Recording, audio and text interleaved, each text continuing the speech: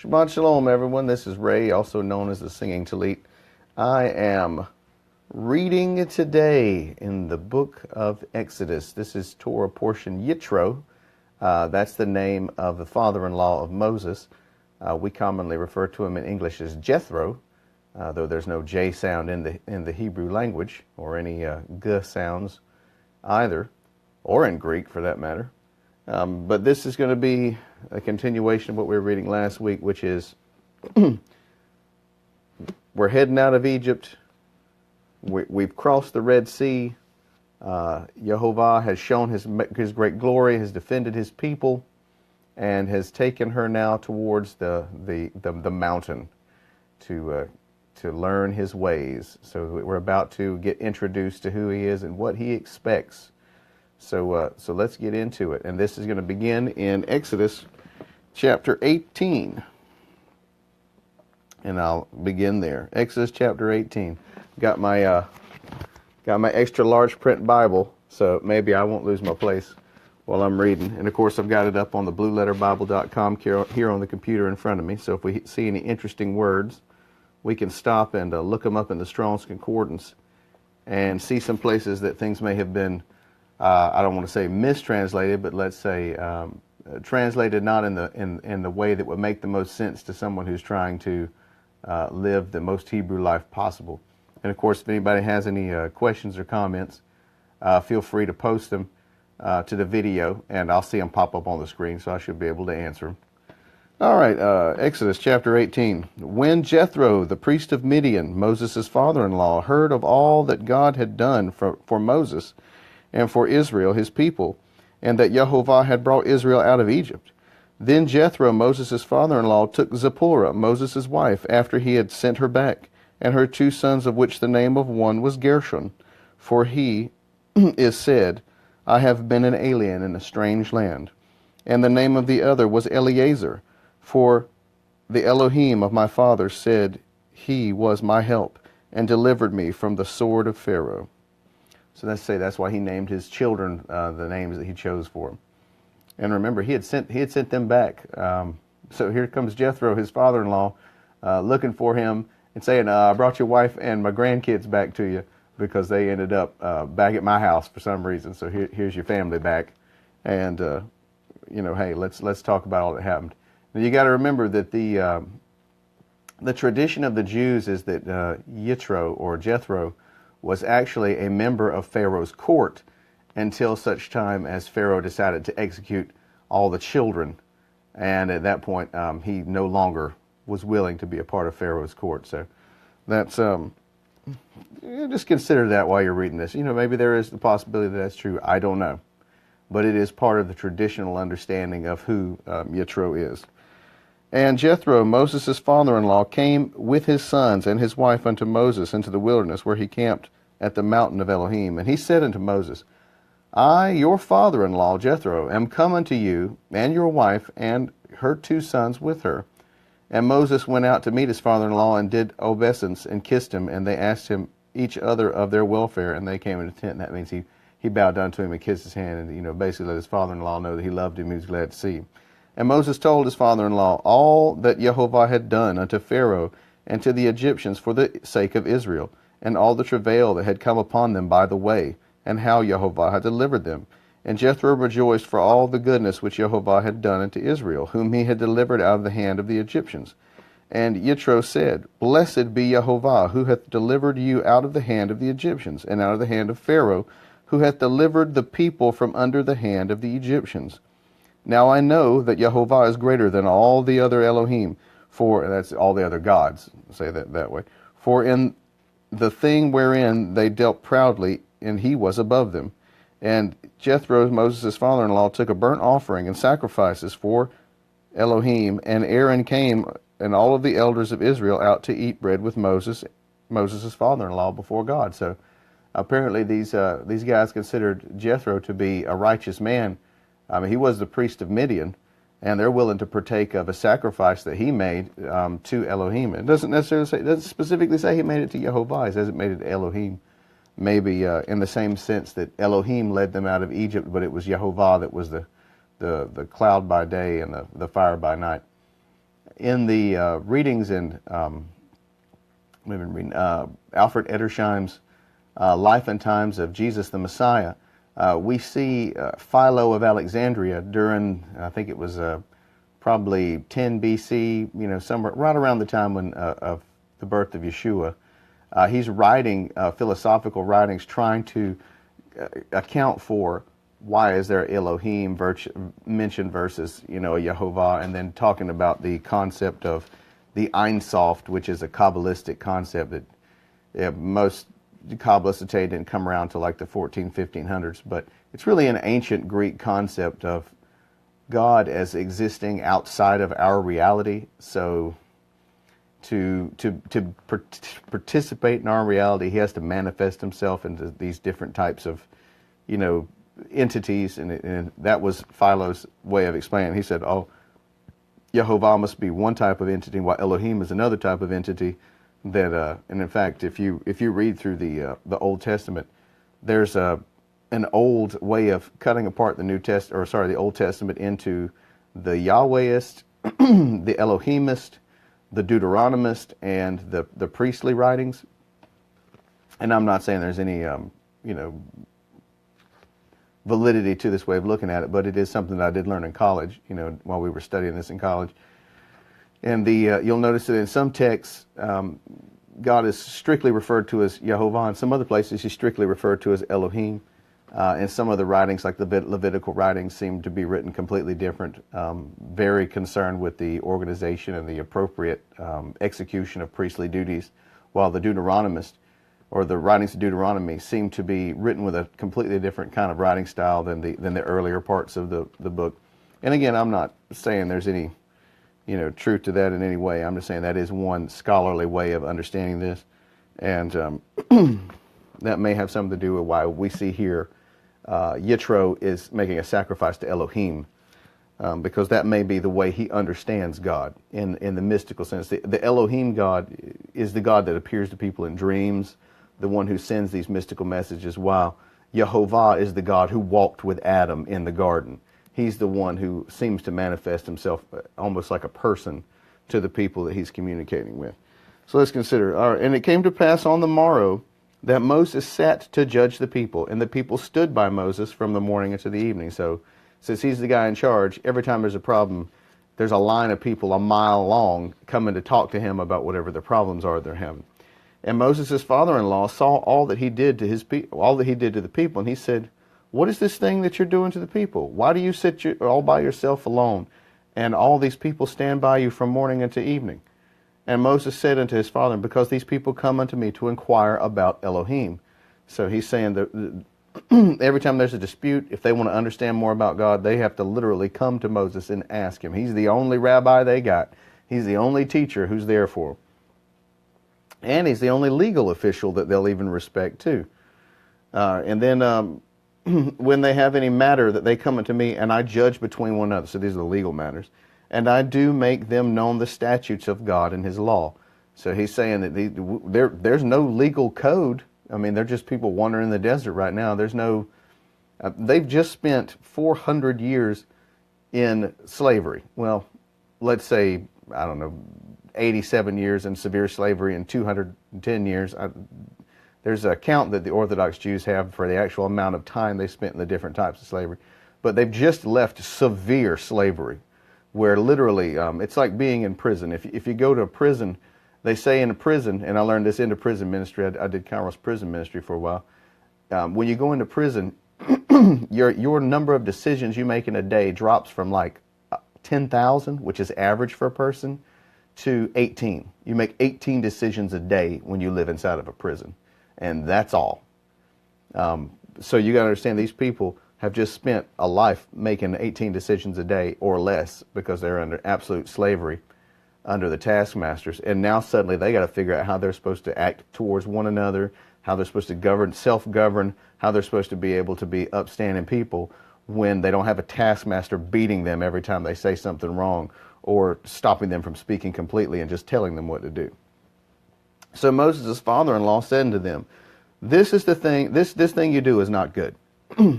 He said, "Surely this is going to wear you out, both you and the people that are with you. for this thing is too heavy for you. Are you not able to, you are not able to perform this task alone. So Yitro's like, look, nobody can keep going like this endlessly. You got a 10-mile long line of people waiting to talk to you all day long from morning till night. You're not getting enough sleep. You don't have time to deal with all this. You need to figure out a better system. So he says, hearken unto my voice. So listen to me. I will give you some counsel, and Elohim shall be with you. Be you for the people to Godward, that you mayest bring the causes unto God. So he says, all right. So he says, listen to me. I'm a priest. Let me give you some good advice. This is the best way to deal with people in this situation. And if you do this, God's going to approve of this way of doing things. And you shall teach them ordinances and laws, and you shall show them the way wherein they must walk, and the work that they must do. Moreover, you shall provide out of all these people able men, such as that fear Elohim, men of truth, who hate covetousness. That's the desire for other people's things, right? And place such over them to be rulers of thousands, and rulers of hundreds, and rulers of fifties, and rulers of tens. And that rulers of 10 is where you get your minyan, which is if you go to a synagogue, officially you have to have 10 men or a minyan present to be able to do the services of a synagogue. So, excuse me. And let them judge the people at all seasons.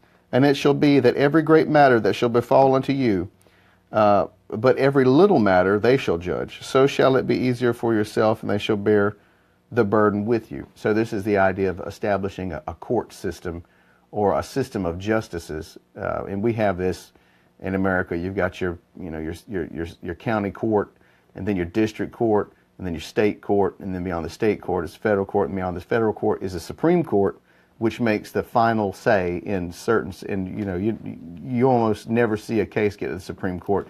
I think they only see like 3 or 4 cases a year. But they're the big ones that are going to matter for the entire country.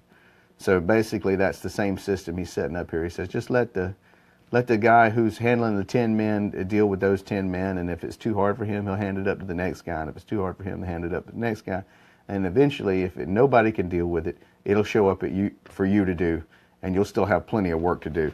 It's just you won't have every single little nobody coming up to you asking you things that you've literally told 1,000 other people before them.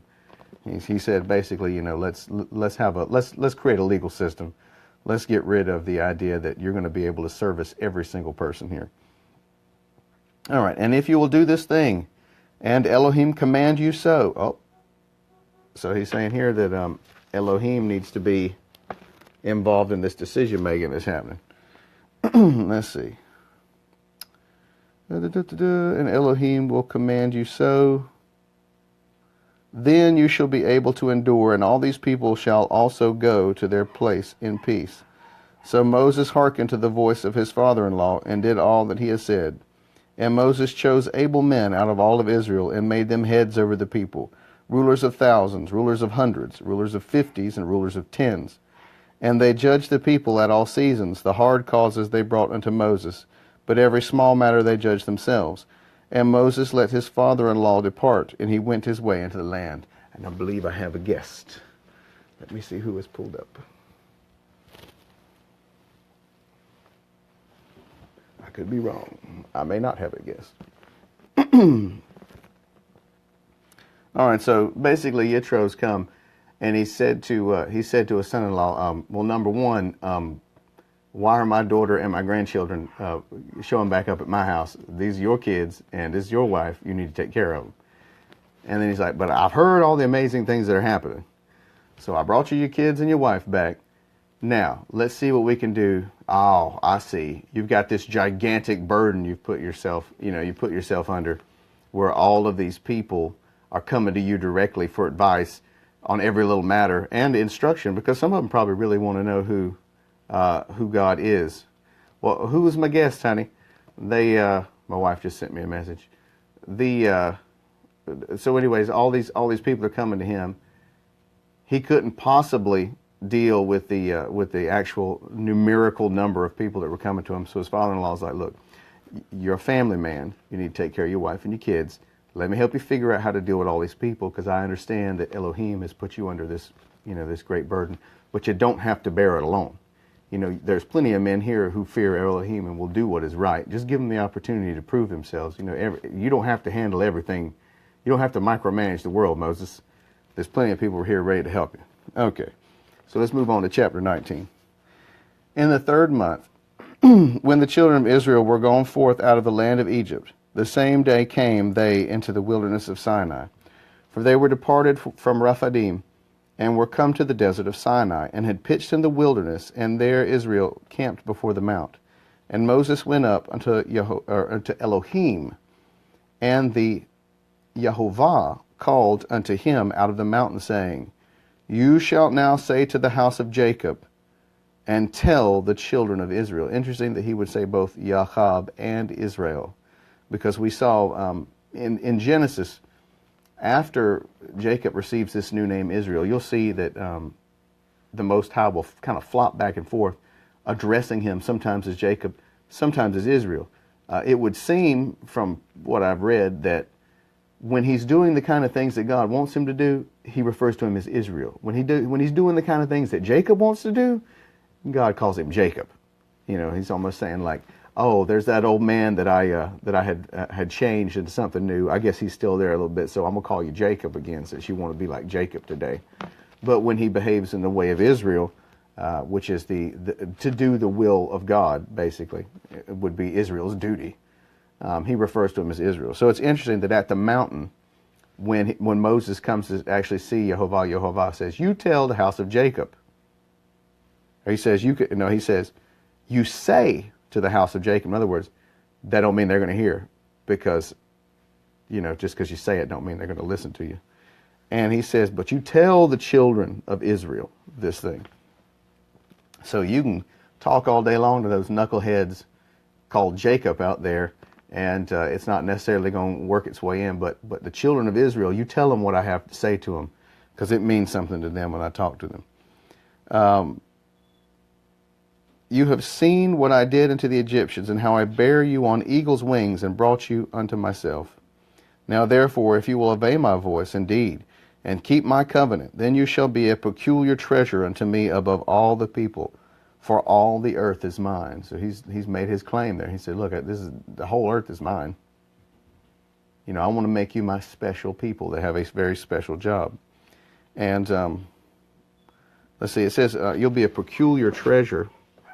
Let me see if I can look up what that term peculiar means here. Let's see, peculiar. Wow, 1, 2, 3, 4, 5, 6, 7 English words. I count for one word in Hebrew here. Kagula, segula, which is possession of property, a wealth, private property. Used often of the people of Israel. So he's literally saying, I'm going to make you my personal private property, my private treasure that I keep just for me. And I was actually having a conversation with someone earlier this week along the idea that when you follow Yeshua, right? So you've been told you have to take up your cross and die daily. You've been told you have to give up who you were and let him live in you. So basically, you become an extension of his body. You're no longer you. You are an extension of him. So, some people might say you're an ambassador for Christ. That's a phrase commonly used in the church. Or you might even say, if you're the bride of Christ, then as a wife, you begin to take on you take on a similarity to your husband over time. It's even said sometime of old couples who've been married a long time that they both of them act just alike. And whether that's because of physiological changes from them being so close, or just the fact that the wife has, adapted herself to her husband over a long time. That either of those could be, a good explanation. Some say that epigenetically, as a husband, breeds with his wife, over and over and over again over, decades and decades and decades, that his genetic information literally begins to work its way into her body and to actually change her genetic code through a process called epigenetics. And you can look that up. That's EPI genetics. That means the changes to the genome caused by environmental factors. So that's not the kind of changes that are random. It's not the kind of change that happens because of, a virus, or I guess it could be a virus working in, but it's the idea that you are being altered by things from the outside. And it's very possible that a husband and wife actually have that happen to them over time. So here he goes. He says, you're going to be my peculiar treasure, because all the earth is mine. He's like, if I got treasure all over the place. He's like, basically, I claim every person that's ever lived as my own. They all belong to me. But I'm going to make you something special. You get to be something special. And you shall be unto me, pay close attention here, you shall be unto me a kingdom of priests, a holy nation. These are the words which you will speak unto the children of Israel. So for all you fans of reading the New Testament out there, you need to go back and read that Old Testament, because if you don't read the Torah, you're not going to understand why Peter said you are a royal priesthood. Because the order of Melchizedek, this is the order we are reading right now. In Exodus 19, we are reading the order of Melchizedek. This is how things were supposed to be from the beginning. We arrived at the mountain. Yehovah spoke from the mountain. He said, you go ahead and tell. He said, go ahead and say to Jacob, because he ain't going to listen. But tell Israel, tell those who have the heart to hear it, the eyes to see and the ears to hear, what I want. Tell them I'm going to make them a peculiar treasure. I'm going to make them my special private treasure. And I'm going to make them into a holy nation of priests. You're going to become the royal priesthood. You're going to get to be a king and a priest. And Moses came and called the elders of the people and laid before their faces all the words which Yehovah commanded him. And all the people answered together and said, all that Yehovah hath spoken, we will do. And Moses returned the words of the people unto Yehovah. Now remember, the elders of the people, Moses actually came to and said, okay, this is what he said to us. But all of the people agreed. That means whether they heard the details of it or not, they say, yes, we agree to whatever Yehovah wants. Okay. And he returned the words of the people unto Yehovah. So this is sometimes referred to as the ketubah. This is the marriage covenant, right? So he's saying, he's really got two wives he's talking to in a sort. There's the house of Jacob, which is probably more like what you might think of as being Rachel's kid, being Rachel and her kids.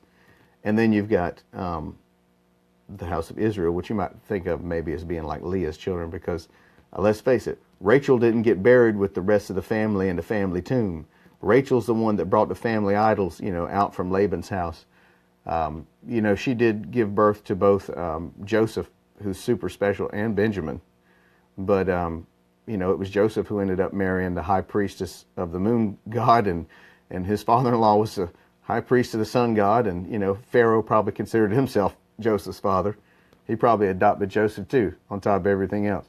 So it was there's kind of that duality of people. He knows he's dealing with people. Some people want him, some people don't want him. Sometimes you marry with a wife who doesn't necessarily want you to get the wife that really does want you, right? And even though Jacob desperately wanted Rachel, it was probably Leah that desperately wanted him. What an interesting way to think of it, huh? And all the people said together, the Lord had spoken, and Moses returned the words of the people to Yehovah. And Yehovah said to Moses, lo, I come unto you in a thick cloud, that the people may hear when I speak with you, and believe you forever. And Moses told the words of the people unto Yehovah. And there's a little note here that's redone in John 12:29. That's a good note.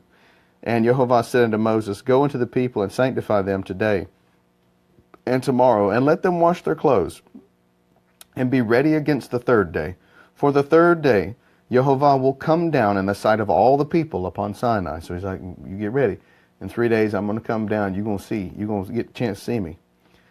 And you shall set bounds upon the people round about, saying, take heed to yourselves, that you go not up onto the mountain, or touch the border of it. Whosoever touches the mountain will surely be put to death. There shall not any hand touch it, but he shall surely be stoned, or shot through, whether it be beast or man. It shall not live when the trumpet soundeth long. They shall come up to the mountain. So it's like, you just wait. Don't come in. You can't see the bride before the wedding, right? don't come up on this mountain. I'm getting ready. When I'm ready, I'll let you know. It'll be 3 days, and everything will be ready, and you'll be able to come up on the mountain, and we'll get this thing done officially. And you'll all get a chance to be in my presence directly. He even says if an animal comes on the mountain, kill that animal. Don't let an animal walk up on this mountain. And Moses went down from the mountain to the people, and then he sanctified the people, and they washed their clothes. And he said unto the people, be ready against the 3rd day. Come not at your wives. So men who are married, do not have sex with your wives for these next 3 days. And he said unto the people, be ready against the 3rd day. And it came to pass on the 3rd day in the morning that there were thunders and lightnings, and a thick cloud upon the mountain, and the voice of the trumpet exceeding loud, so that all the people that was in the camp trembled. Okay, so this is actually, we don't get it in the English here, but I've seen several rabbis talk about this. And it's the fact that when it's the thunders and the lightnings, they didn't hear them. It actually says in Hebrew that they seize the thunders and lightnings, and that's in present progressive tense. They seize it. In other words, it's not something that happened in the past. It's something that is still currently happening. Which the way they relate, the reason that it's written like that in the Torah is probably to say to you that you are you have the capacity to experience this experience that they're having right now. And then some say, well, maybe they had like a sensory dysphoria because this strange, sound had literally caused their brains to stop functioning normally, and they had like a hallucinogenic experience where they saw sound and heard colors or something like that. But I tend to think that it's because God's saying to you that this covenant is open to you. So he wrote it in present progressive tense to say to you, you can see the thunderings and the lightnings and the sound of that trumpet in your life too. And Moshe brought forth the people of the camp to meet with Elohim, and they stood at the nether part of the mount. And the Mount Sinai was altogether on a smoke, because Jehovah descended upon it in fire, and the smoke therefore ascended as the smoke of a furnace, and the whole mount quaked greatly. And when the voice of the trumpet sounded long, and waxed louder and louder, Moshe spake, and Elohim answered him by a voice. And Jehovah came upon Mount Sinai on the top of the mountain, and the Jehovah called Moses up to the top of the mountain, and Moses went up. And Jehovah said unto Moses, go down, charge the people, lest they break through unto Jehovah to gaze, and many of them perish. And let the priests also, which come near to Jehovah, sanctify themselves, lest Jehovah break forth upon them. And Moses said unto Jehovah, the people cannot come up upon Mount Sinai, for you charged us, saying, set bounds around the mountain, and sanctify it. And Jehovah said unto him, away, get you down, and you shall come up, you and Aaron with you. But let not the priests or the people break through to come up to the mountain of Jehovah, lest he break forth upon them. So Moses went down to the people, and he spake with them. So we kind of are at the question, what's going on this mountain? All these people are down here, and they can hear the thundering and light. He said when that trumpet sounded, we were going to get to go and see him. But he's like, no, Moses, you come up and bring Aaron with you. Aharon, you two can come up here. Don't let nobody else come up. Don't let none of the priests come up after you. Just everybody stay and wait. We got to take care of some business. So what is the business he's got to take care of up on that mountain with Moses as a representative of the people? Because Moses is like, think of Moses like the best man at a wedding. He's like, what I got to do now? What else you need me to do for you? So we can get this thing done, because, I'm trying to get to the reception. I'm ready for the wedding reception. I mean, there's going to be free booze and food. Let's get this thing wrapped up. So Jehovah says we have a little more we have to complete. And Elohim spoke all these words, saying, I am Jehovah your Elohim, which have brought you out of the land of Egypt and out of the house of bondage. You shall have no other gods before me. You shall not make unto you any graven image or the likeness of anything that is in heaven above, or is on the earth beneath, or that is in the water under the earth. Okay, so we're getting the Ten Commandments. So he's like, listen, before we make this official, I need you to let them know that these are the things I expect of someone who's going to be my special precious treasure. I want her to do these things, And if she will do them, I'll give her everything else. This is all that I'm asking for you. And the 5 of these are going to be directly related to the relationship with Elohim, Yehovah, and the other 5 are going to be directly related to the relationship between one another. All right? So let's see here. You shall not bow down yourself to these images, nor shall you serve them, for I am Yehovah your Elohim, and I am a jealous Elohim, visiting the iniquity of the fathers upon the children unto the 3rd and 4th generation of them that hate me. You understand what the word jealous is. People sometimes say, oh, you're so jealous of me. No. Jealous means, and this is the English definition of the word, jealous means to have a correct and righteous anger because someone is trying to steal something from you. If someone is trying to take your things, it's understandable that you might become angry about it. Okay, that's jealousy. So if somebody's trying to sneak up and steal your wife from you, it's okay to be jealous because that means they're trying to steal from you. They're trying to take what is yours. That is the correct way to have jealousy. So he's saying, look, if y'all start making these idols and start serving bow down, I'm going to consider that an adultery. I'm going to consider that a spiritual adultery. I'm going to consider that somebody sneaking in the side and trying to steal you from me. So you cannot even mess with these things because they'll steal you from me. And then when that starts happening, I'm going to have to come up, I'm going to have to do something about it. And you're not going to like what happens when he has to do something about other gods trying to steal his people away. All right, so showing mercy unto thousands of them that love me and that keep my commandments. So for all you folks out there who think it's not important to keep these commandments, he just said he'll show mercy unto thousands of them that keep his commandments. And you shall not take the name of Yehovah your Elohim in vain, for Yehovah will not hold him guiltless that takes his name in vain. Okay, so when a man and a woman get married, at least in our culture, it is traditional for the woman to take the name of her husband. Okay, that's the kind of taking of the name that we're talking about here. When he says, don't take my name in vain. Vanity, this is the English definition of the word vanity. Vanity means to do something that is useless or worthless. It's not like the Carly Simon song, you're so vain, you probably think this song is about you. No, that's a person who is self-obsessed. That's not the same thing as vanity. Vanity means to do things that are worthless, things that don't have any real value. So he's saying, don't take my name, don't marry into me, don't marry into my family, and then act like it didn't mean anything. It's like, if you don't want to be one of my people and then act like you're not one of my people. That's retarded. Don't do that. We're going to have a relationship. We're going to be married. We're going to have a covenant between us that no one can tear apart. Okay, that's the idea. That's what it means. It says, do not take his name in vain. It's not saying, don't cuss and say, God, don't do that. That's not what he's talking about. Even though people have turned it into that because they think that means to say his name is like it's a magical spell, right? So if you use your magical spells in inappropriate ways, you're not going to be able to get the power out of it. Don't treat him like that. Treat him like a living man who's trying to have a relationship with you. There's this idea that's permeated the modern church, just like it has Kabbalah, which is the idea of God as the Ein Sof, or this, this detached force that exists in some void outside of time and space, that it's unrelatable. Like you can't imagine the complexity of what God is. So, best you don't try. Well, no, I mean, he's presenting himself here like a man preparing to marry someone. That's the way he's presenting himself.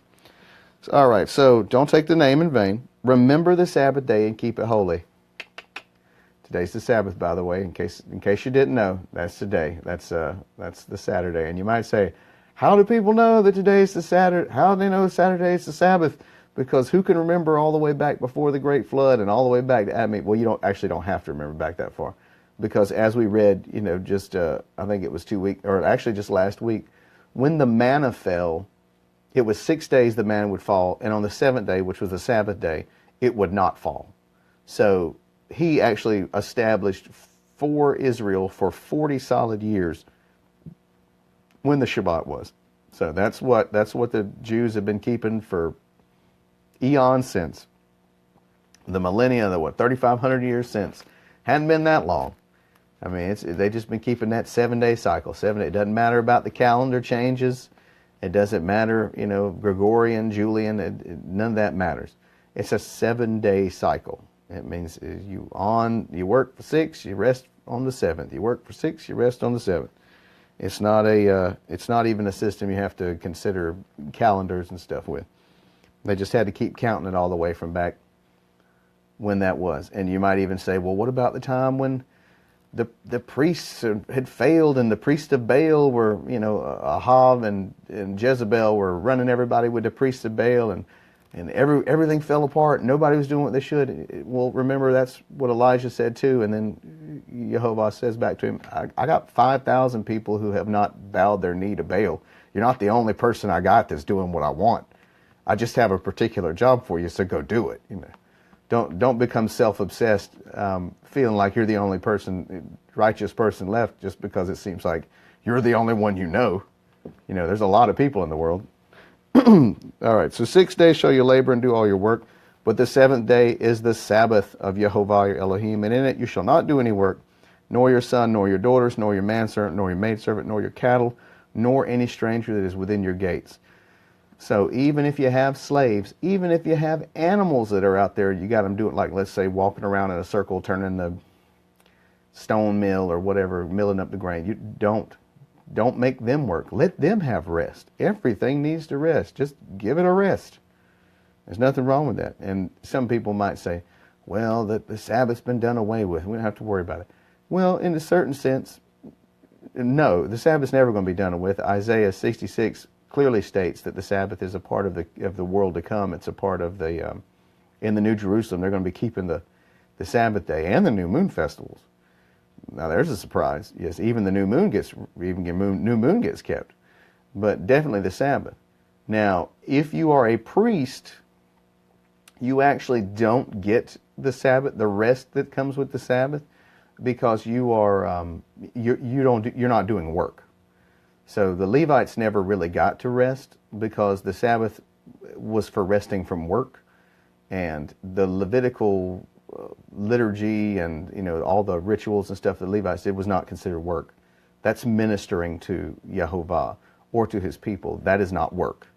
Therefore, that stuff continues on the Sabbath, unabated, which is actually part of why King David established the courses of the priests, because he was like, these guys ain't getting no rest. I get to have rest.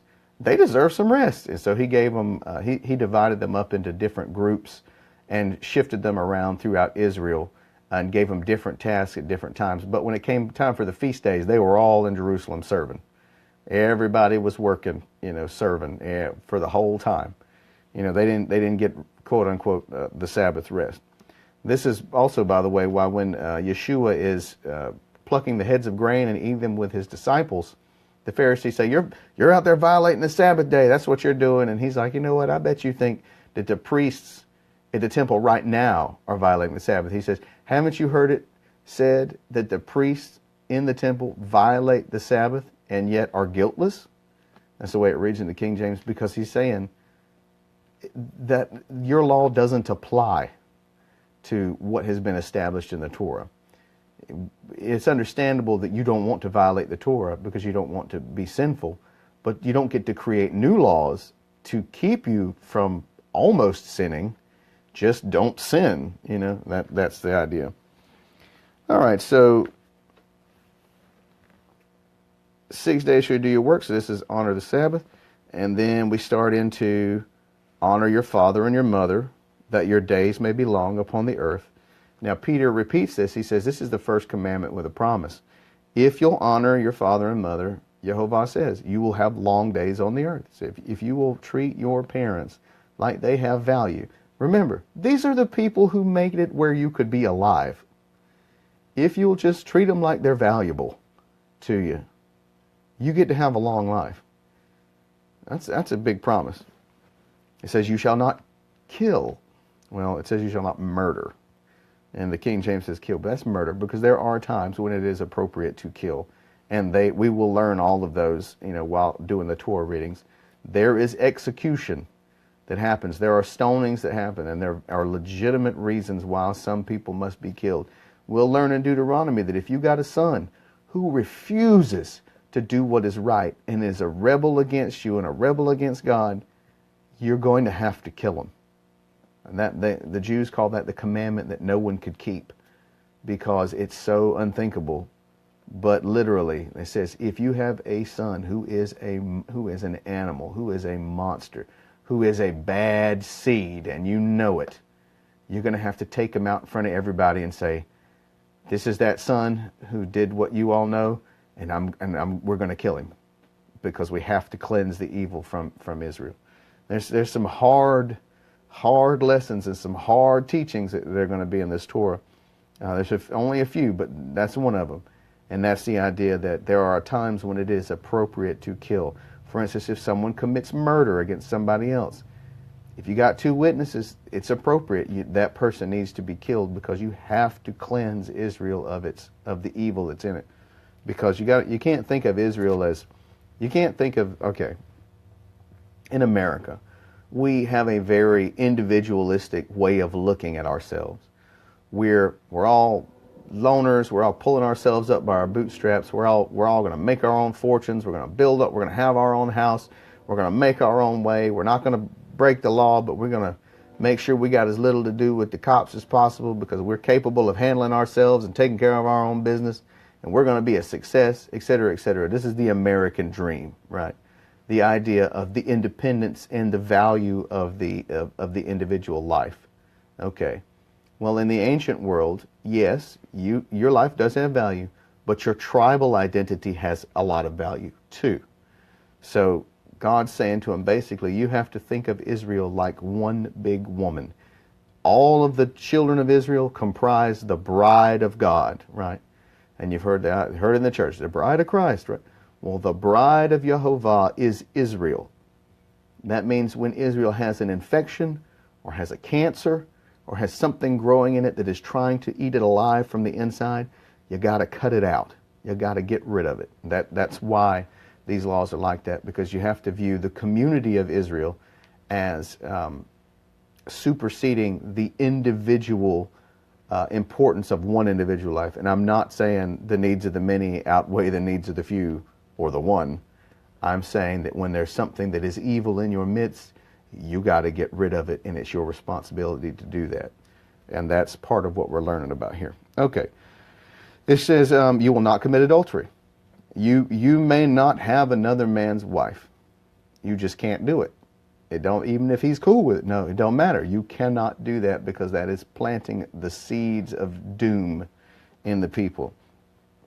It says, you will not steal.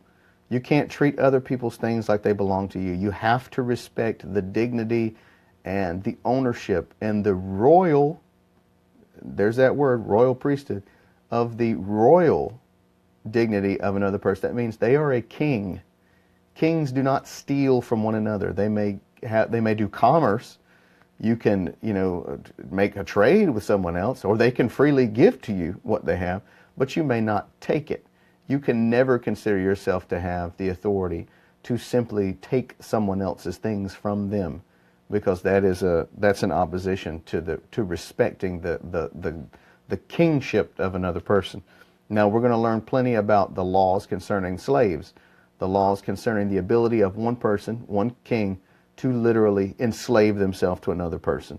And that's done by putting an owl through your ear in public and letting everybody know, I'm this man's servant for the rest of my life, because I want him to run my life.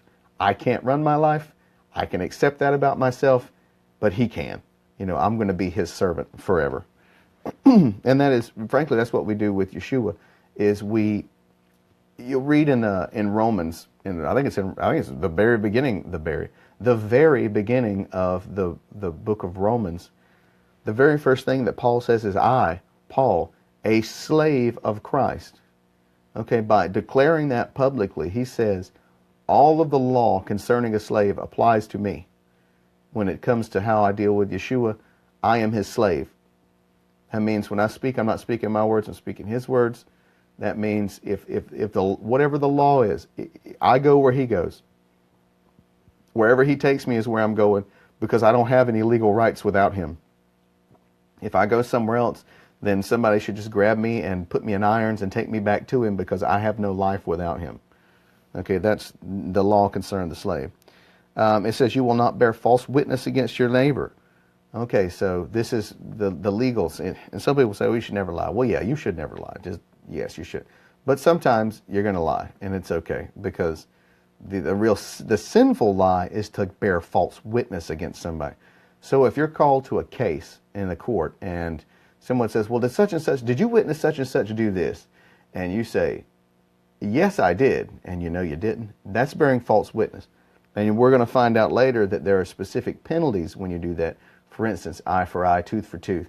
Or if you, like for instance, if you give false testimony about a person who is in trouble in the sense of being accused of murder, okay, and you testify falsely against them, and you are found to have been testifying falsely against them, then the death penalty becomes yours, not theirs. You assume the death penalty that they were going to have to, that they were facing. It becomes your gift for your lies. That's the way, and we'll read that later. It's not right now, but we'll see how that is expanded upon to say false witness will get you whatever punishment you were trying to put on somebody else. So if you wrongly accuse somebody else of, say, stealing something from you or stealing something from their neighbor, you know, and it was going to cost them 30 shekels of silver, which is a lot. That's the cost of a male slave. You're paying the 30 shekels of silver for what you did. So, you know, don't give false testimony. If your wife asks you something, don't I look great today, honey? And you think, well, you know, not really. You can say, yes, you look great today. It's okay. But don't lie in a way that is, you know, that could be used in a court against someone else. And don't get me wrong, Yeshua will tell you straight up, don't swear false oaths. Don't do them. God tells you don't swear falsely. Yeshua will tell you don't swear falsely. Some people say, well, he tells you not to swear at all. Well, he tells you not to swear falsely at all. I mean, it's okay for you to affirm the truth of what you're saying. Because sometimes people are like, look, I don't believe you. And you're like, well, if you can prove me wrong, I'll give you 50 gold or whatever, you know. That's me swearing an oath. That's me affirming that what I am saying is true. It's okay for you to do that. Hopefully you'd never have to, but if you do, you do. All right, so it says here, you will not covet your neighbor's house. You shall not covet your neighbor's wife, nor his treasure, nor his manservant, nor his maidservant, nor his ox, nor his ass, nor anything that is your neighbor's. Okay. So, we reading it here, it looks like there's 4 laws about dealing with God and 6 laws about dealing with people. But I'm going to say to you that the law of against covetousness is the law that applies to how you relate to God. Because when you covet, the only person that knows it is you and him. And that's it. Because nobody knows what's inside your head, right? And I just literally watched a rabbi talking about this. He said, what's wrong with me having thoughts in my head? That's what, now that I think about it, I have to tell my wife, because I was talking to her about this morning. Yeshua says, if you've looked on a woman in lust, you've already committed adultery. If you've spoken evil against your brother, you've already committed murder. You know, he's saying, he's expounding upon the simple rules to show you the spiritual application. Because the covetousness rule here is one of those type of rules.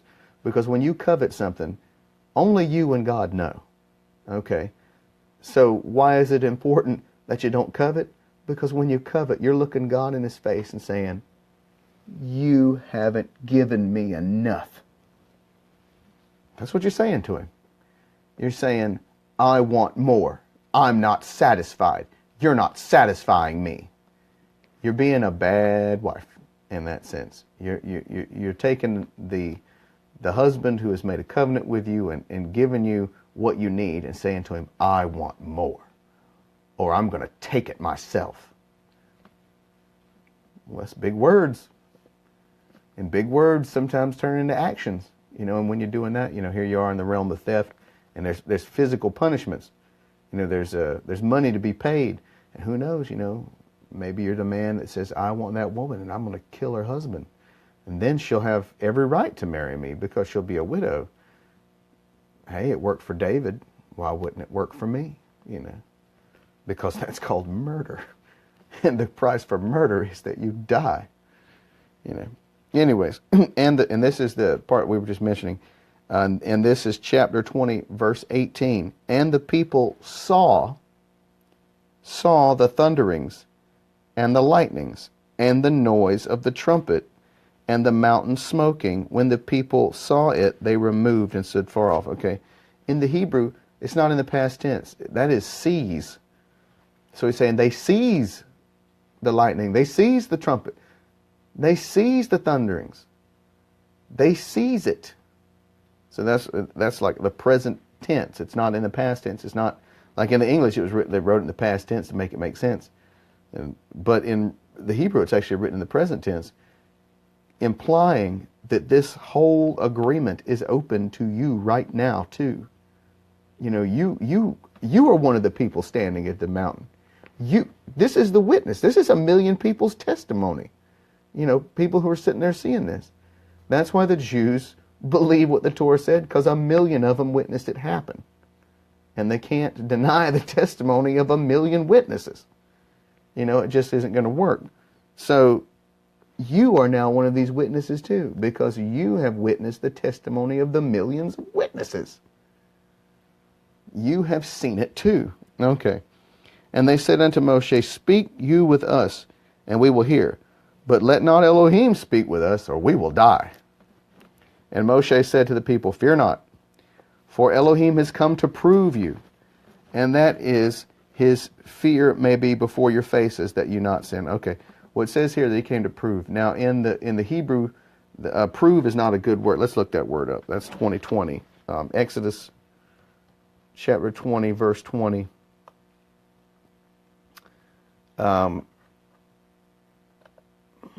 Usually in English, when it says prove, it means the way you test gold to see if it's of proper purity.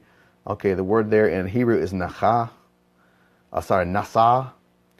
So, let's see. What does Strong say? Nasa. To test by implication, to attempt, to adventure, to assay, to prove, to try, to tempt, to put to the proof of a test. And then he says here to rub it upon the touchstone. The touchstone is a particular type of rock that you use to test if gold is pure. You'll rub it down the touchstone, it'll make a particular type of mark, and that'll tell you that the gold is pure.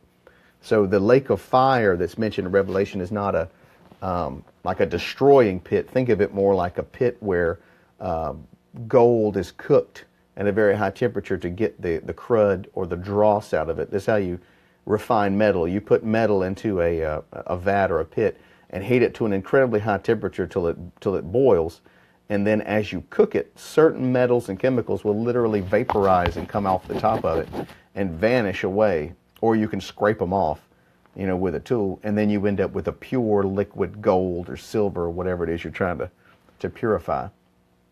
That's the kind of proving that we're talking about. When he says, I come to prove you, and I actually just watched 2 rabbis talk about this, and they were saying that in the Hebrew, the meaning of that phrase is not to prove in that way, but to like do a miraculous thing in front of them, to show them who he is.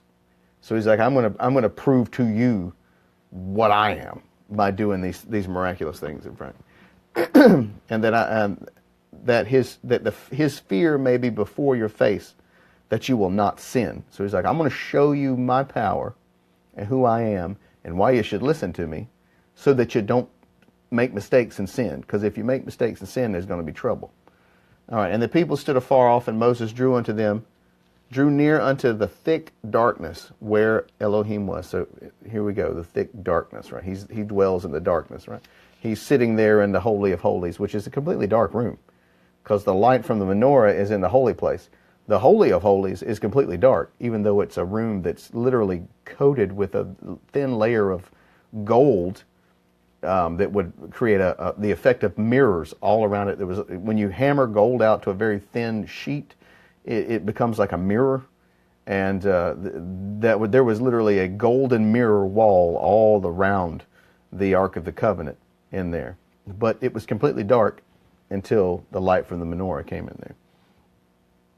So that's where he is. He's dwelling in the thick darkness, because you have to pass through a thick darkness to be able to be in his presence. So remember that when you're having troubles in life and you're passing through those dark places, it's because he's pulling you into his presence. That's why you're passing through a darkness. All right, the people stood off, and Moses drew near unto the thick darkness where Elohim was. And Yehovah said unto Moshe, You shall say unto the children of Israel, You have seen that I have talked with you from heaven. You shall not make with me gods of silver, neither shall you make unto me any gods of gold.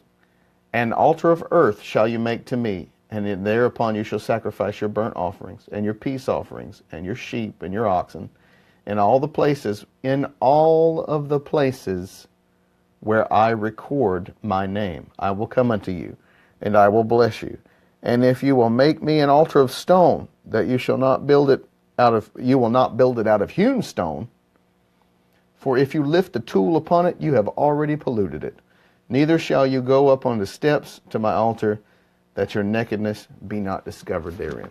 Okay, so the way they dealt with this at the time was actually built a ramp up to the altar. But he's saying, do not build an altar out of hewn stone. What do you build pyramids out of? Hewn stones. They built the pyramids out of big old, gigantic hewn stones. He's saying, don't you build my altar that way. You pick up rocks off the ground, you can pile them up and build me an altar that way. Don't use your tools on it, because if you put one of your tools to it, you have already corrupted it.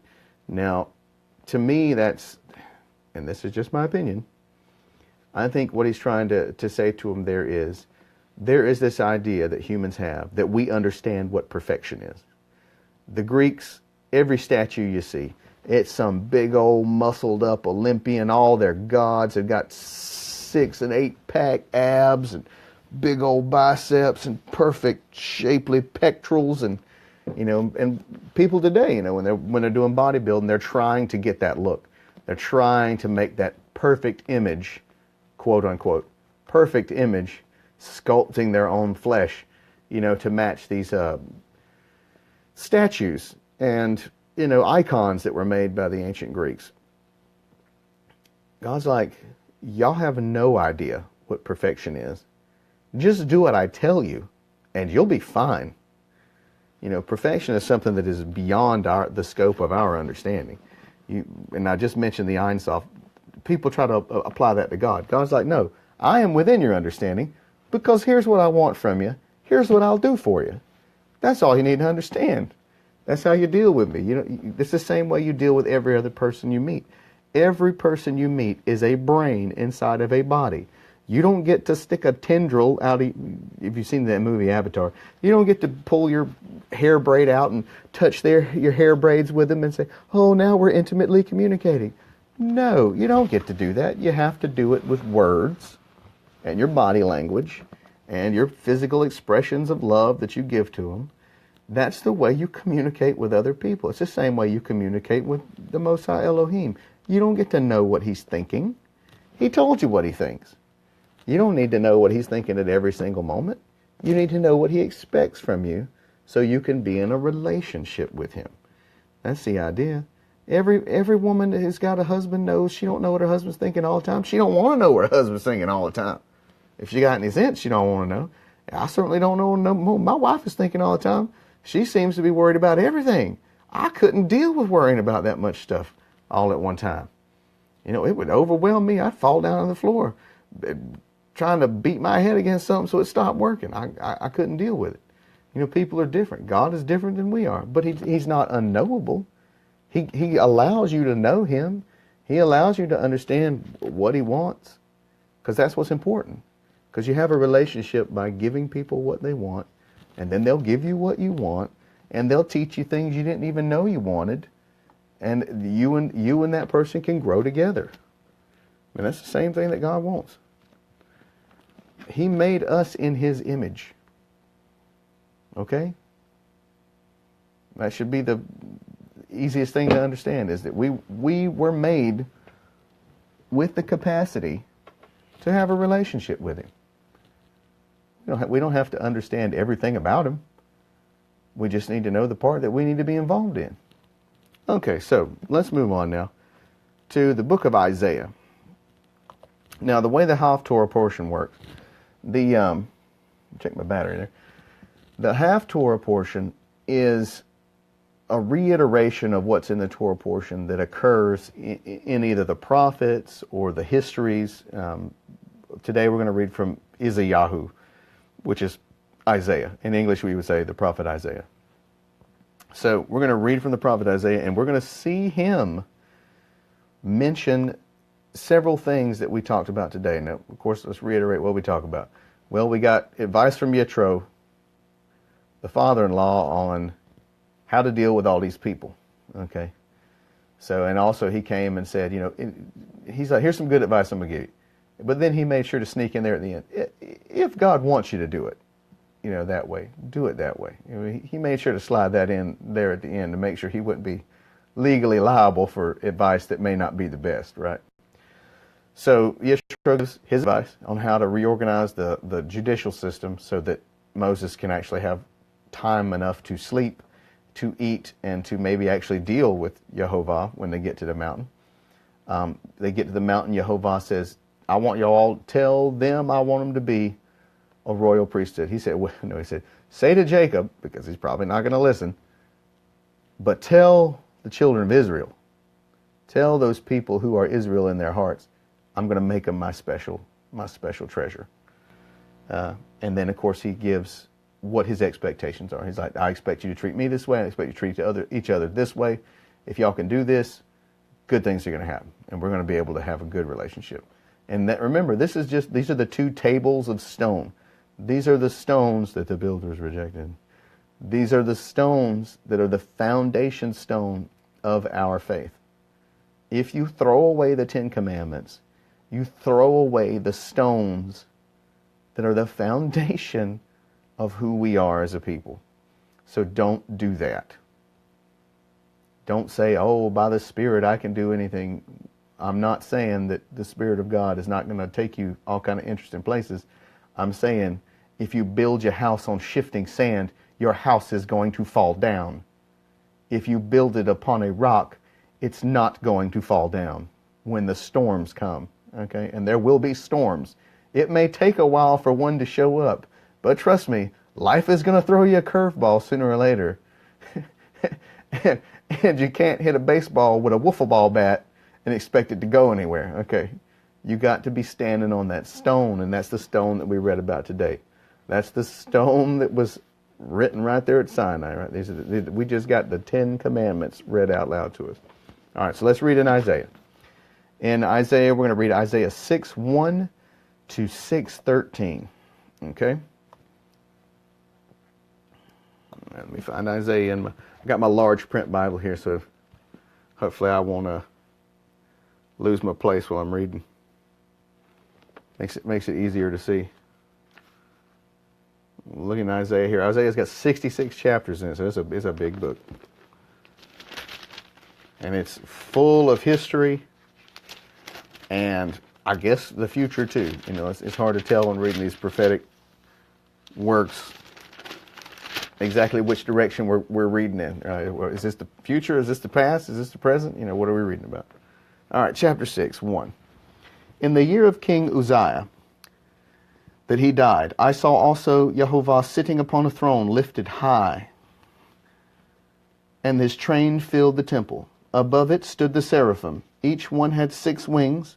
With twain he covered his face, with twain he covered his feet, and with twain he did fly.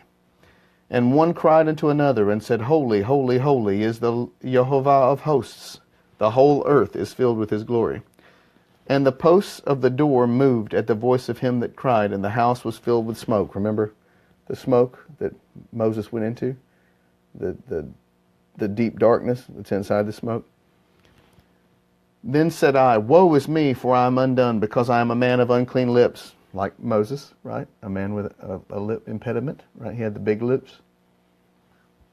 That's what his speech impediment was. He had really big lips.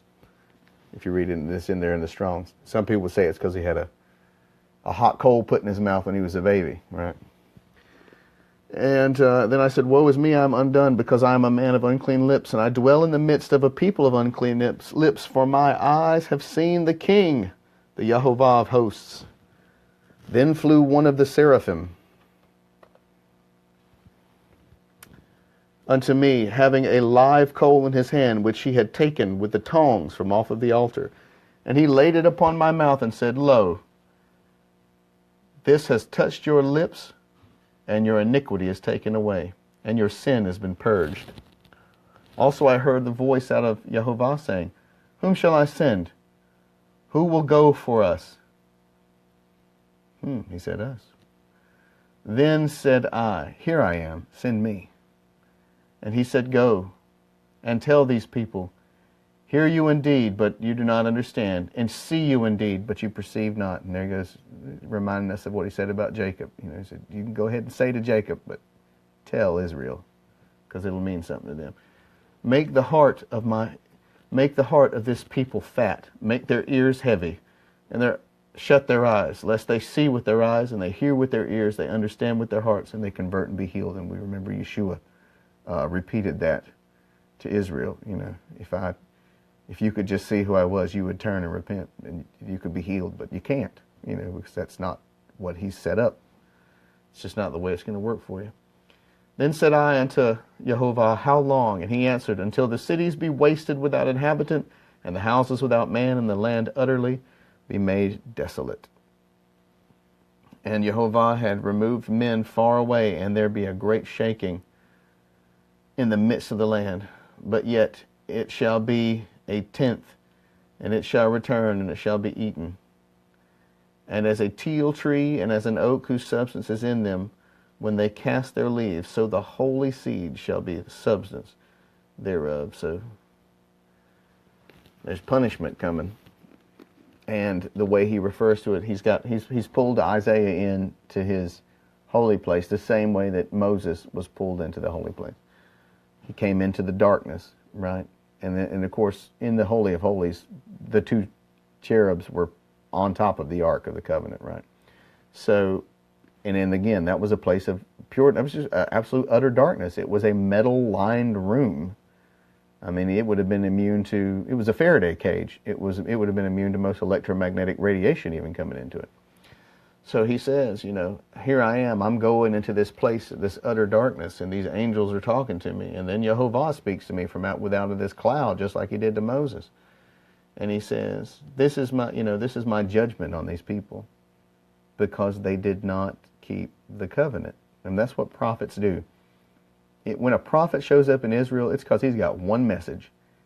You have broken the covenant. If you do not return to the covenant, then there will be consequences. And he has listed those consequences several times in the Torah.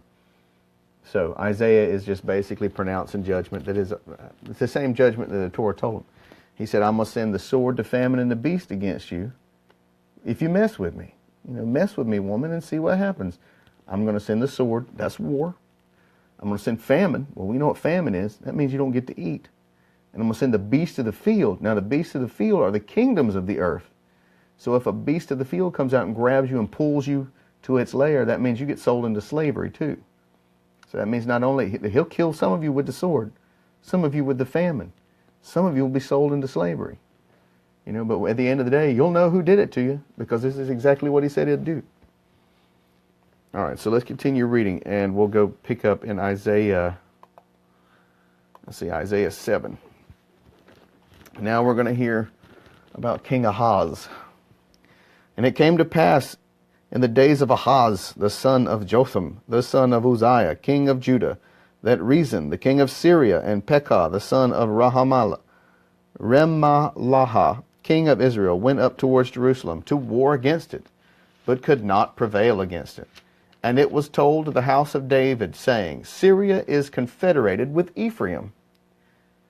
And his heart was moved, and the heart of his people, as the trees of wood are moved through the wind. Then said Yehovah unto Isaiah, Go forth now and meet Ahaz, and Sharajabu Shub, thy son, at the end of the conduit, and the upper pool in the highway of the fuller's field, and said unto them, Take heed, and be quiet, and fear not, neither be faint-hearted, for the two tails of the smoking firebrand, for the fierce anger of Rezin from Syria, and that of the son of Remaliah. Because Syria, Ephraim, and the son of Remaliah have taken evil counsel against you, saying, let us go up against Judah and vex it, and let us make a breach therein for us, and set a king in the midst of it, even the son of Tabael. Thus says Yehovah Elohim, it shall not stand, neither shall it come to pass, for the head of Syria is Damascus, and the head of Damascus is Rezin. And within 65 years shall Ephraim be broken. That is, it will be not a people. And the head of Ephraim is Samaria, and the head of Samaria is Ramaliah's son. And if you will not believe, surely you will not be established. Moreover, Yehovah spake again to Ahaz, saying, ask me for a sign of the Lord. Ask me whether it be in the depths or the heights. This is the famous, they say, well, Isaiah prophesied that Yeshua would be born of a virgin. Well, I mean, sort of, but that's not what this is about, but this is what they're going to take. So he's literally saying, this is what's happening. Ephraim has united together with Syria, and this is, of course, obviously before Syria had destroyed, or I shouldn't say Syria, Assyria. The Assyrians destroyed Israel. Before that happened, Ephraim was turning against Judah. We're not one people anymore. We're two separate nations. And when I want to take something from Jerusalem, I'll just go down there and take it. I'll just steal it. I'll bust open the house of God and empty out all the treasures if I feel like it, right? So that's what Ephraim's doing, and is united together with Syria in the process of trying to kill the king in Judah and replace them with a vassal king who will pay taxes to Ephraim and Assyria. So obviously, Yehovah's like, don't worry, that ain't going to happen. But this is what's going to happen. I'm going to destroy Ephraim. I'm not going to destroy it. I'm going to change Ephraim from being a people into not being a people. Because when the Assyrians come, they're going to take Ephraim into captivity. And remember that they referred to the northern kingdom as Israel, but also as Ephraim, because Ephraim was the largest tribe in the northern kingdom.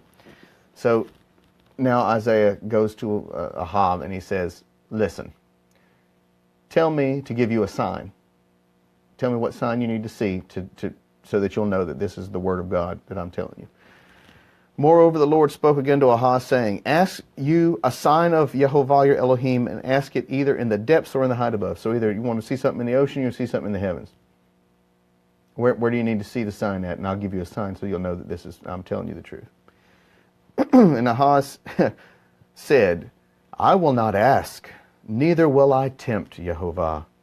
And he said, hear you now, O house of David, is it a small thing that you weary men, but now that you weary Elohim also? So this is Isaiah speaking on behalf of Yehovah, and Isaiah's like, you annoy and wear out every person that comes to you. You cause all kind of problems with the people that try to deal with you.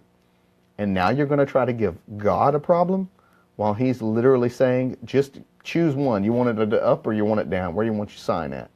Just tell me. And he's like, well, here you go. Here's the sign you're going to get. Therefore, Yehovah himself shall give you a sign. Behold, a virgin shall conceive and bear a son, and you will call him Emmanuel. Butter and honey shall he eat, that he may know to refuse the evil and choose what is good. For before the child shall know to refuse evil and choose good, the land that abhorrest shall be forsaken of both her kings. So he's saying that who's the land that we abhorrest? Well, apparently that land would be Ephraim and Syria, from what we just read, right? That the land that you abhor shall be forsaken of both her kings. And Yehovah shall bring unto you and put upon your people and upon your father's house the days that have not come from the day that Ephraim departed from Judah, even the king of Assyria. And it shall come to pass in that day that Yehovah shall hiss for the fly that is in the outermost part of the rivers of Egypt, and for the bee that is in the land of Assyria, and that it shall come and shall rest all of them in desolate valleys, and in holes of rocks, and upon thorns, and upon bushes. And the same day shall the Yehovah shave with a razor that is hired, namely, by them beyond the river, by the king of Assyria, the head, and the hair of the feet, and it shall also consume the beard. And it shall come to pass in that day that the man shall nourish a cow and 2 sheep, and it shall come to pass for the abundance of milk that they shall give, he shall eat butter, for butter and honey shall every one eat that is left in the land. And it shall come to pass in that day that every place shall be where there were 1,000 vines, 1,000 silverlings. It shall even be for the bears and thorns. With arrows and with bows shall men come thither, because all of the land shall become briars and thorns, and on all of the hills they shall be digged with the mattock. There shall not come thither the fear of briars and thorn, but it shall be for the sending forth of oxen, for the treading of lesser cattle. And I wish I could tell you exactly what all that meant, but I don't know. But I can tell you that they were stopped. Assyria was never able to take and capture Jerusalem. In fact, when they literally came up to the gates of Jerusalem, I guess it would have been several years later under the reign of it was under the reign of King Hezekiah. But at that time, Isaiah was a prophet. They came up to the gates of the city, and Isaiah walked out there, and he said they literally yelled over the walls of the city in Hebrew, y'all need to go ahead and give up, because otherwise we're going to tear the walls down and kill all of you. And Isaiah was like, Yehovah is going to put a hook in your nose and drive you away. We don't have to worry about you. And that's what happened. The next day they were gone, because they had a hook put in their nose and they were dragged away. They had to go and fight somebody else. So what happened? Their entire army got recalled to go fight some other war somewhere else. So they didn't have time to lay siege to Jerusalem for years.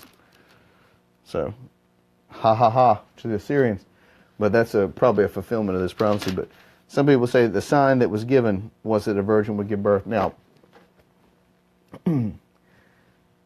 he said, "Did you want the sign in the heavens or in the oceans?" He didn't say, "Did you want to see a girl who never had sex give birth to a baby?" So, could it have been saying that a virgin, as in the constellation Virgo, the Virgin, is going to give birth? Which a lot of people would point out. Most folks feel that Yeshua, nowadays at least, that Yeshua was born near the festival of Sukkot. That manger, which is a patma in Greek, which is a stall for eating, is in fact a sukkah, because every meal you eat at Sukkot, you're supposed to eat every meal inside your sukkah. That's where you're supposed to eat your meals. And Mary, who was pregnant at the time, Shabbat Shalom, that she was pregnant at the time and would not have had to actually live in a sukkah. It would have been cool if she stayed in a hotel or something around Jerusalem at Sukkot. But of course, as we read in I think it was the Gospel of Luke, all of the hotels were full. Why was every hotel everywhere around Bethlehem, which is right outside of Jerusalem, why were they all full?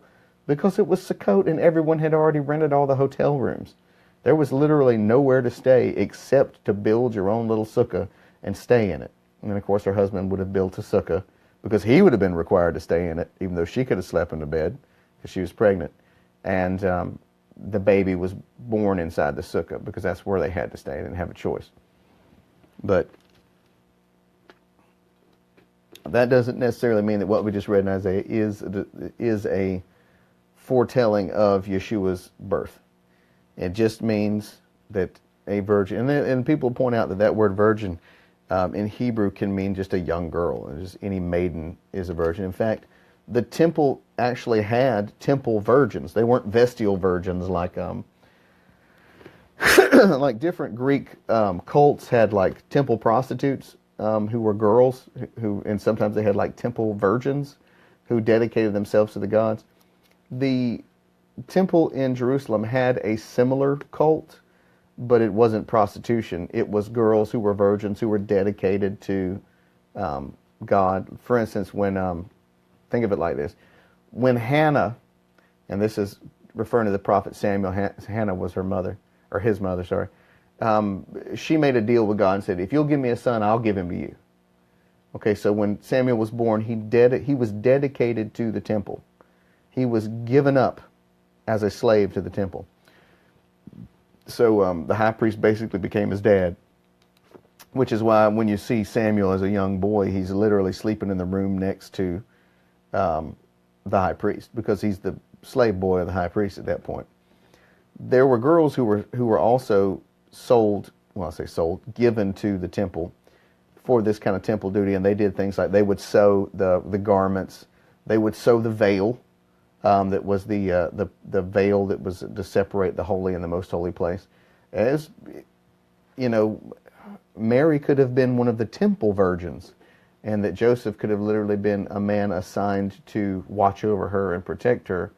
You know, and there's other ways to interpret what the things mean, and it may just be exactly like it appears in the Bible. It may simply be, a literal occurrence of virgin birth. I mean, Ron Wyatt said he found the Ark of the Covenant, and Yeshua's blood was still on top of it, and that it was still alive, and that it only contained 12 chromosomes or something instead of 23 or 22, 11 chromosomes, because it had no male.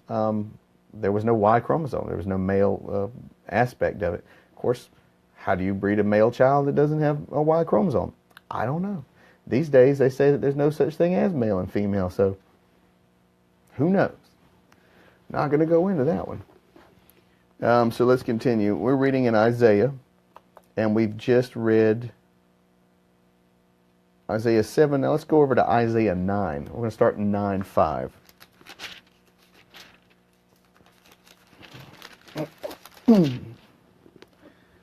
All right. For every battle of the warrior is with confused noise, and garments rolled in blood. But this shall be with burning and the fuel of fire. For unto us a child is born, and unto us a son is given, and the government shall be upon his shoulders, and his name shall be called Wonderful Counselor, the Mighty God, the Everlasting Father, the Prince of Peace. Okay, so now that's one of these prophecies that's said to be immediately attached to Yeshua. But let's start at the beginning of chapter 9, and we'll read and see what's the context in which this statement is being given. Nevertheless, the dimness shall not be such as was in her vexation, when at first he lightly afflicted the land of Zebulun and the land of Naphtali, and afterward did more grievously afflict her by the way of the sea, beyond Jordan and Galilee of the nations. The people that walked in the darkness have seen a great light, and that dwell in the land of the shadow, upon the death of them that light has shined. This is also repeated in the Gospels. You have multiplied the nation, have not increased the joy, and they joy before your according to the joy in harvest, and as his men rejoice when they divide the spoils. So say the kind of rejoicing that's going on right now is that you're being defeated in war, and that people are glad that they beat you, and they're cutting your land up and taking what they want from it. For you have broken the yoke of his burden, and the staff of his shoulders, the rod of his oppressor, as in the day of Midian. Forever, then read what we just read. Of the increase of his government and peace there shall be no end upon the throne of David and upon his kingdom, to order and to establish it with judgment, with justice, and henceforth ever and forever. The zeal of Yehovah of hosts will perform this. The Yehovah sent a word unto Jacob, and it has lighted upon Israel. So we see a reference to, say to Jacob, but tell Israel, because it'll mean something to Israel. And all the people shall know, even Ephraim and the inhabitants of Samaria, that say in the pride of the stoutness of their hearts, the bricks are fallen, but we will build with hewn stones. The sycamores are cut down, but we will change them into cedars. Therefore, Yehovah shall set up the adversaries of rising against us, and join his enemies together. And for anyone who doesn't know, this is where the book The Harbinger took its passage from, because the Twin Towers went down at 9/11, and if you read in Isaiah 9:10, it actually literally is the quote that was read the day after in the Congress from the Bible about the stones are fallen, but we will rebuild, where they took out of context what this is talking about, because this is this is Israel talking about Assyria coming in and knocking their walls down, like their mud walls on their cities and stuff, and they're like, well, we're going to rebuild with hewn stones. Remember, God said, don't you build an altar to me out of hewn stones. You corrupt stuff as soon as you touch it. So we're going to build our new cities out of hewn stones, and when they come, they're not going to be able to knock those walls down. And of course, that was them speaking against the judgment that God had put upon them. So here we see the prophecy concerning the one that is to come, the righteous. Now, some would say that this is actually not referring to Yeshua, but it's referring to the birth of Cyrus the Great, the king of Persia. Cyrus was probably born under the sign of Virgo, right? He would have been born right at the cusp between fall and winter. That's when Virgo is.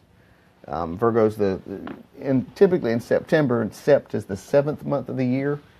That's where Sept comes from. When you say September, it's 9 now, but it used to be the 7th month of the year. And now, because of the shift to the background stars, Tishri is the 7th month of the year, which is the sign of Libra. Tishri is the time of judgment. That's when Yom Teruah and Yom Kippur happen, when God judges the earth. And in the sky is the scales of judgment overhead. And when you work all that together, it could be that it was a prophecy of Cyrus being born, because Cyrus is the one who came and let them return to the land, let the temple be rebuilt, and let them return. Artaxerxes, I think, actually let the temple be rebuilt, but Cyrus let them leave Babylon and return to Israel, which was the cry of the hearts of the people, because they were trapped in Babylon, by the waters of Babylon, where we hung our harps and we cried and we sang, because we could see. Babylon is on the eastern side of the Euphrates River, so they could look across the Euphrates and see the inheritance of God across the water, but they could not go to it. So it's like literally they were put out of the house and forbidden to re-enter until such time as the land had been given its rest, right? So 70 years. So let's continue. That is the Old Testament portion of what we're doing. Now let's move into some New Testament writings, or the Brit Hadashah, as it's called. That is to say, the renewed covenant. A Brit is a covenant. So a Brit Milah is a circumcision, but it's a covenant with God, right? You've made the Abrahamic covenant if you're circumcised. All right, so we're reading and I'm using the Sheepfold Gleanings. Sheepfoldgleanings.com is the website to go to. It'll tell you Torah portions and give you New Testament readings related to it, as well as the traditional readings read. All right, so Acts 6, that's Acts chapter 6, verse 1 through 7. Now remember, Acts was written most likely by Luke. It was his accounting of, as given to most excellent Theophilus, as it says at the beginning of it. That was his accounting of everything that he could track down about what had happened. Some people say Luke was a doctor or a lawyer, or maybe both. That's what we consider to be the academic, the profession of smart folks these days, right? You're either going to be a doctor or a lawyer if you want to make your money, if you're smart. And maybe Luke was doing both. So, the Acts of the Apostles, chapter 6, verse 1.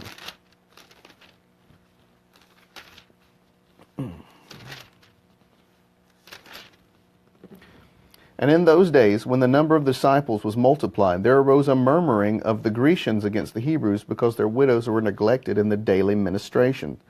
Then the 12 called the multitude of disciples unto them and said, It's not a reason that we should even leave our study and work in the Word to serve tables. Okay? Wherefore, brethren, look you among you 7 men of honest report, full of the Holy Ghost and wisdom, whom you may appoint over your business. So we're seeing again that same concept. The apostles are like, look, we have got to minister in this Word. We are on a path set forth by Yeshua, the high priest, to bring about the tikkun, or the rectification of the world.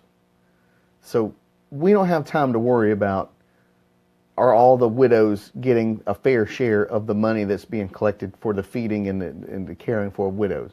So we're going to pick 7 guys who are men with honest intentions, no covetousness, full of the love of God, same way that Yitro said to Moses. These guys are following the same pattern. Said, we're going to find men like that, and we're going to let them do this duty because we don't have time to worry about it. Now you got to understand that part of this is because and it's in some of the readings I've been doing, reading in Alfred Esheim's Life and Times of Jesus the Messiah. There was a conflict between the Grecian world and the Jewish world, and as these Greeks are coming in, they're saying, how come they're not taking care of our widows the same way they take care of their own widows? And of course, some of these widows probably weren't believers in Christ, and they may have just been Greeks in general. You know, just because their sons or their daughters became believers doesn't mean that they have become believers. So does the duty to care for a widow extend to a widow who's not a widow who's, you know, involved in idolatry or whatever? Do you still need to care for her? Do you still have to take care of widows and orphans if they're not Israelite widows and orphans? You know, all these questions were rising, and the apostles were like, we don't have time to deal with this. We'll find someone who can. But we will give ourselves continually to prayer and to the ministry of the word.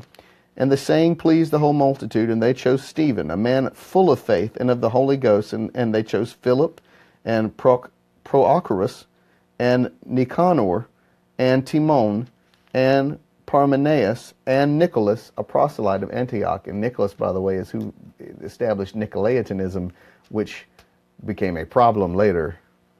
Whom they set before the apostles, and when they had prayed, they laid their hands on them, and the word of Elohim increased, and the number of the disciples multiplied in Jerusalem greatly, and a great company of priests were obedient to the faith. And that, by the way, that's a big deal. When a bunch of Levites decide that Yeshua is the Messiah, and they're going to listen to what Peter and the other apostles have to say, that's a big deal.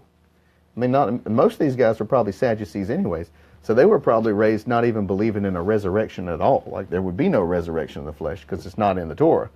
So they said, to them to believe a man was resurrected, that's amazing. That in itself is a miracle. So let's move on here to Hebrews chapter 12, verses 18 to 29. Hebrews chapter 12.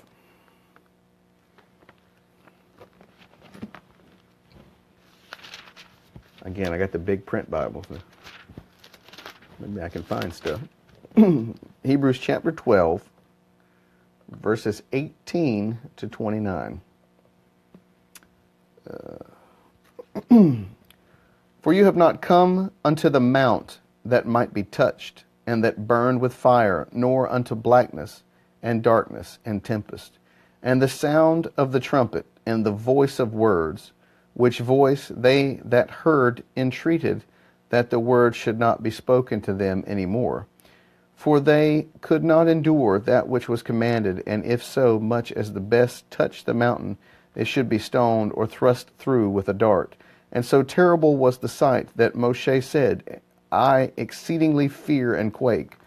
But you are come unto Mount Sion, and upon the city of the living God, the heavenly Jerusalem, to an innumerable company of angels, to the general assembly and church of the firstborn, which are written in heaven, to God to judge all, and to the spirits of just men made perfect. All right, here we see, they're talking about the priesthood in the order of Melchizedek, right? So, he just said, the firstborn are the order of Melchizedek. Now, they're taking it not simply to mean the first to open the matrix, but the first to be born again. So every person who is born again becomes a firstborn of Israel, because you're born of the Spirit itself. You're not specifically born of a physical mother, which would be required to be the priest of Israel, right? You had to be the first. The first to open the matrix belongs to Yehovah. That's what he said in Exodus, right? So here we're saying they're taking it the next step. Not only is the firstborn of the womb belonging to him, but everyone born of the Spirit belongs to him. Everyone born of his Spirit is his. And you got to understand, this is not a new concept. This is a concept that the Pharisees were teaching. The Pharisee today, if you go to a modern Orthodox synagogue or learn in the Shiva, they're going to tell you that every Jew is a priest. Every Jew is a priest.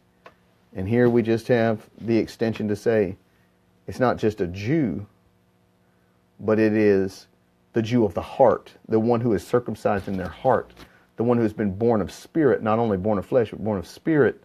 You become a priest, whether you like it or not. When you're born of the Spirit, you got a job to do. You become a slave of the high priest. You become his hands to do his work, because the high priest's job is to make sure that Yehovah is receiving what he expects to receive from his people. And the God, the judge of all, and to the spirits of just men made perfect, and Yeshua the mediator of the new covenant, or let's say renewed covenant, to the blood of sprinkling that speaketh better things than that of Abel.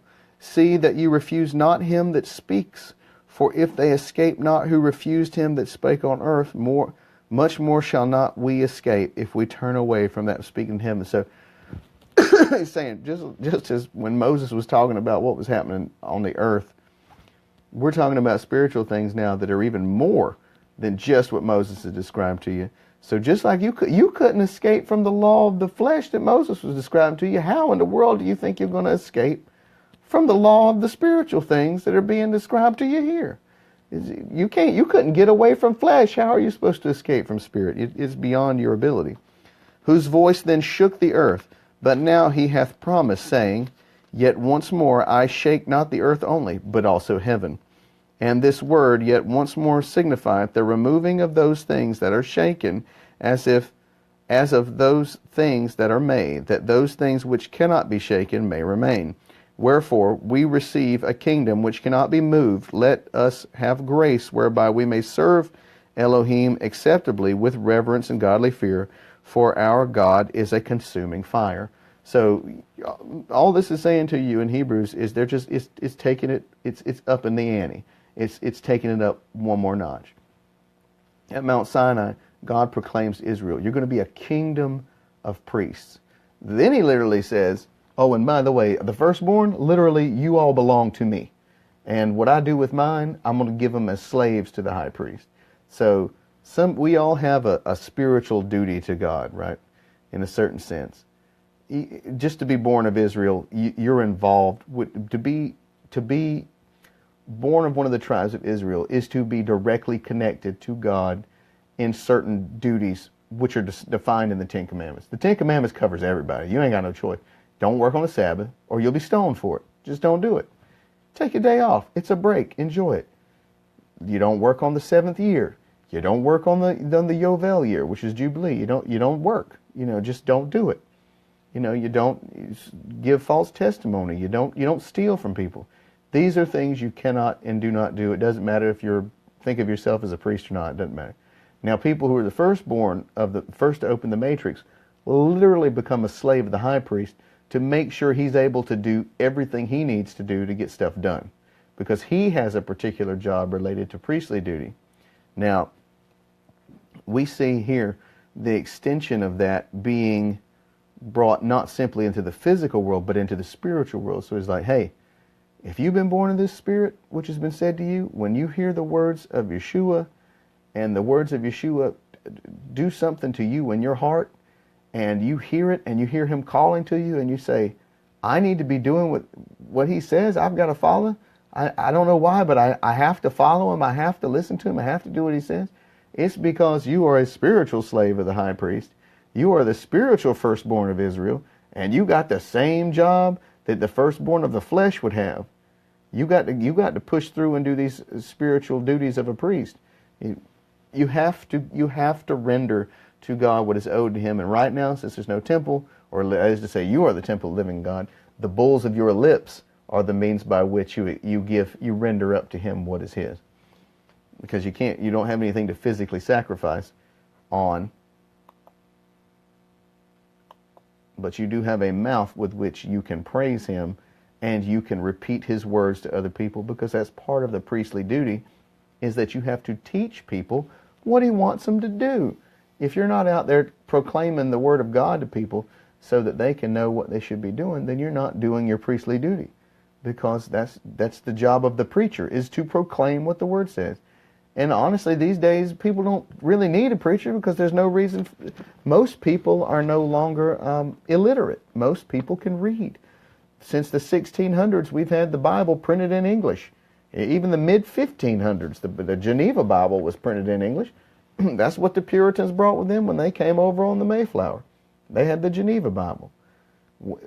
We as people and as priests have the duty of proclaiming His glory where we are. Because when God put His hammer down on Israel and spread it to the four winds, it was to spread His glory into the world.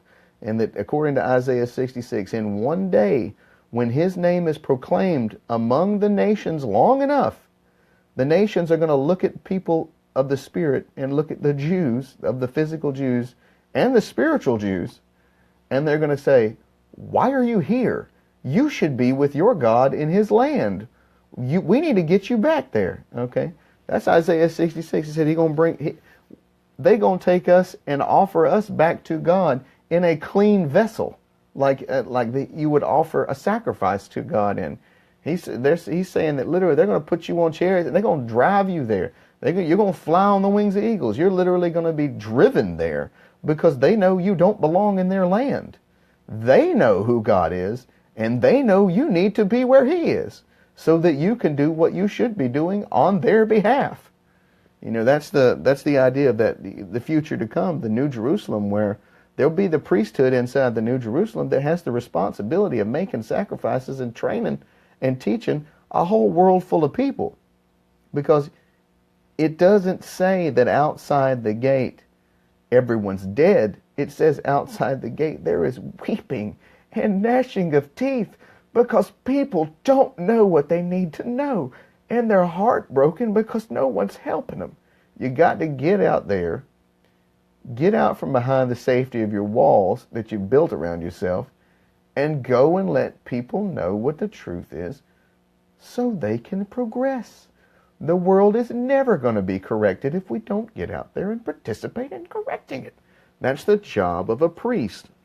All right, so let's one more reading. We're going to read from 1 Peter chapter 2, verses 9 and 10. It's just two sentences. Just two little verses. 1 Peter chapter 2, 9 and 10. But you are a chosen generation. He's just reiterating what we read in Exodus 19. You are a chosen generation, a royal priesthood, a holy nation, a peculiar people. We just read all of these words. That you should show forth the praises of Him who has called you out of darkness into marvelous light. You are the priests who have been pulled through that darkness, through that cloud of darkness, wherein Elohim dwells. He dwells in the thick darkness. He's pulled you through the thick darkness. He has told you what He wants from you, and He has sent you out into the world to be a light to it. Okay? You are the light of the world.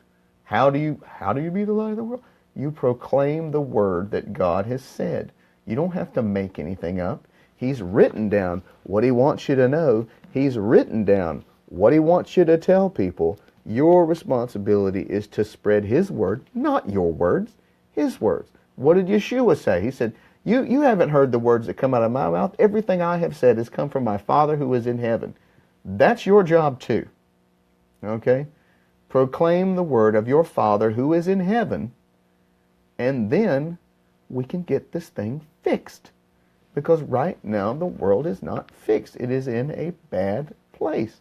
And a lot of people are saying, well, we need to wait for Yeshua to come back. We got to pray and wait for Yeshua. He's going to save everybody. That's the same thing they were saying 2,000 years ago. When He came, when He arrived, and they were looking at Him and saying, go and defeat the Romans.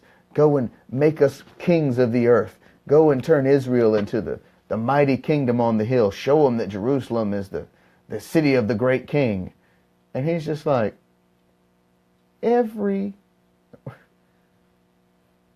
God dwells in our temple alone, right? He's our God. He lives in our temple. And He's like, every stone of that building is going to be torn down, and not one will be left standing on another. And He just said that to him. He said when He arrived at Jerusalem, He wept for Jerusalem because He knew that it was going to be destroyed again. It's going to be tore apart again. He knew it was going to happen.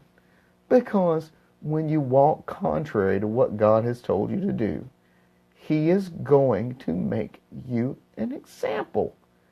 Because He has to make sure that the world knows that He is the God that keeps His covenants. He ain't playing games. He made a promise and He will keep it. That's the only reason He's worth having as a God. That's the reason He's worth you, is because He gave His word, and He's not a man that He should lie. He is not going to trick you. He is not going to betray you. He is going to do exactly what He agreed to do at the beginning. Okay?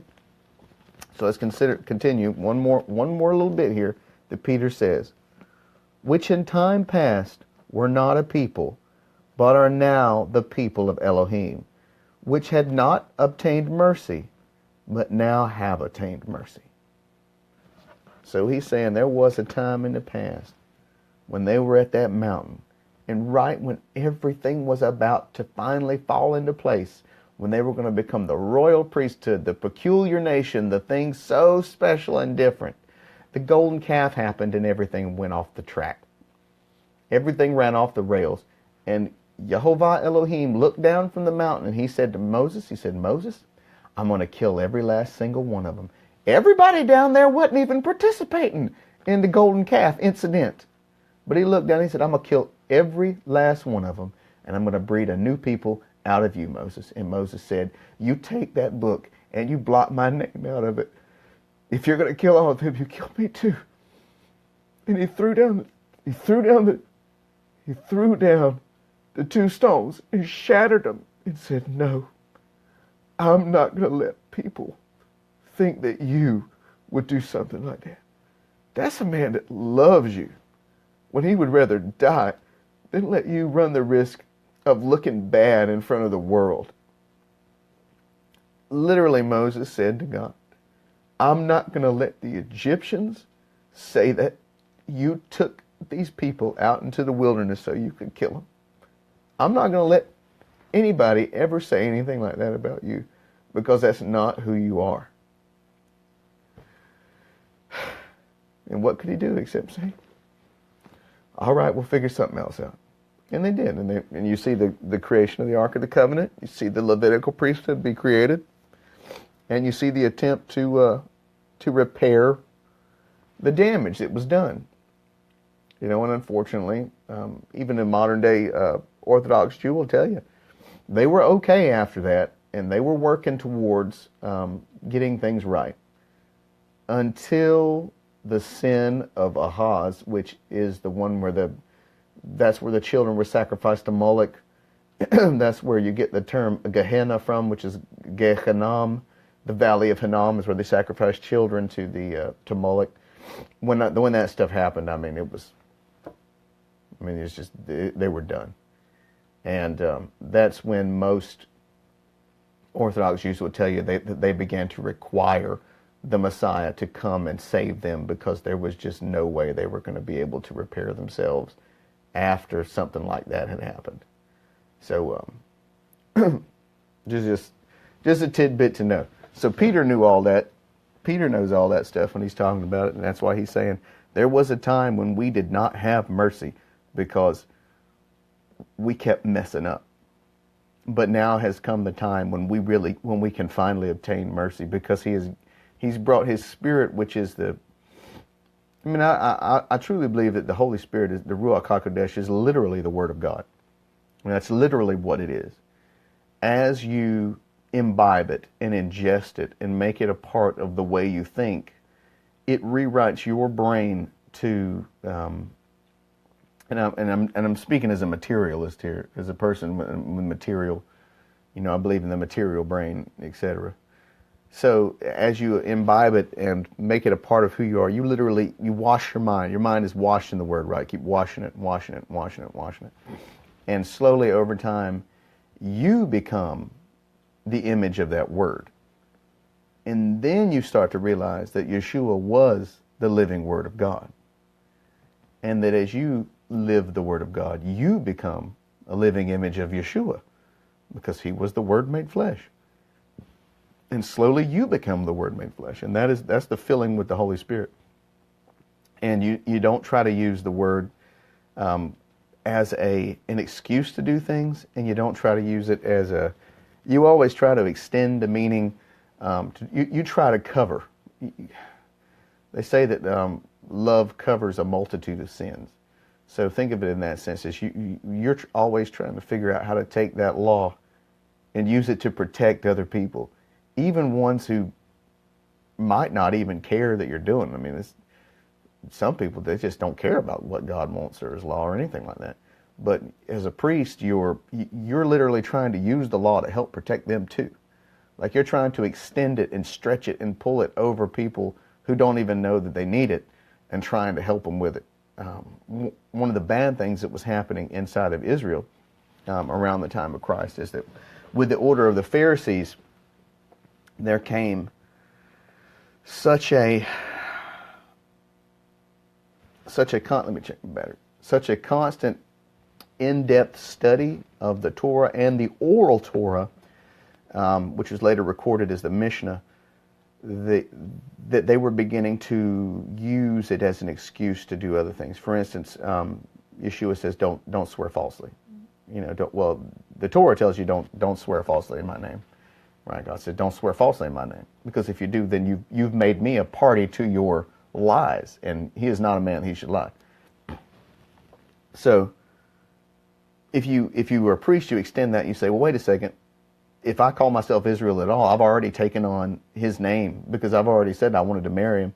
I'm already betrothed to him. I already want to be who he is. So I can't swear falsely at all, because that would be me dragging his name through the mud.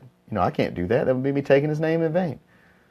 But what the Pharisees did was they said, specifically it says I may not swear falsely in his name, so therefore I could swear by the temple falsely, and it's cool, because it doesn't say I can't do that.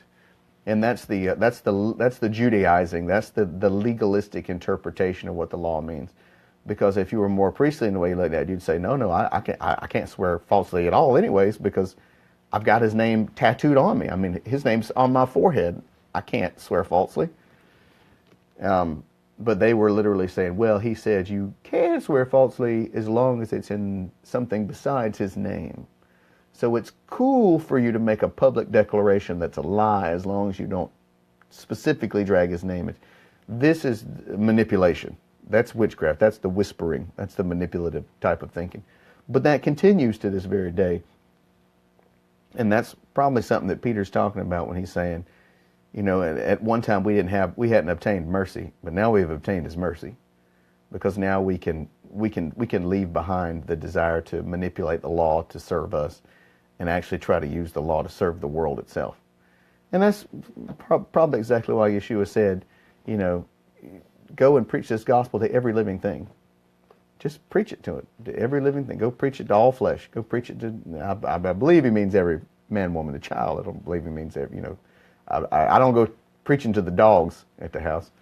But, I think he means every man, woman, and child, because whether you realize it or not, there may be a seed planted in them with that grows into the spiritual greatness that can help solve the problems of this world.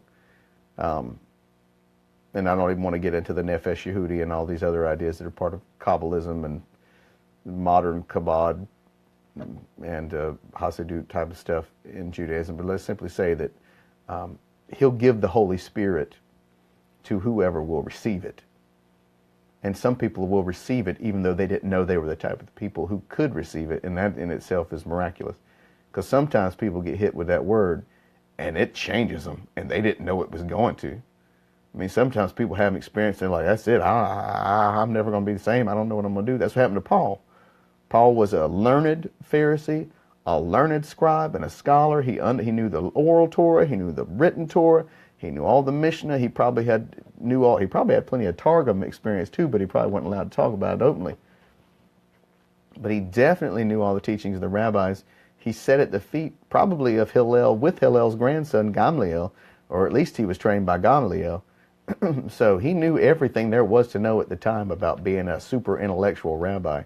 And he had an experience, and he was like, "That's it. I'm different now, y'all. I can't ever do what I did before. I have to figure out who I'm supposed to be now, because I can't live like I was." Sometimes that happens to people, and good for them. That's miraculous. I feel personally, I just feel like I always agreed with Yeshua.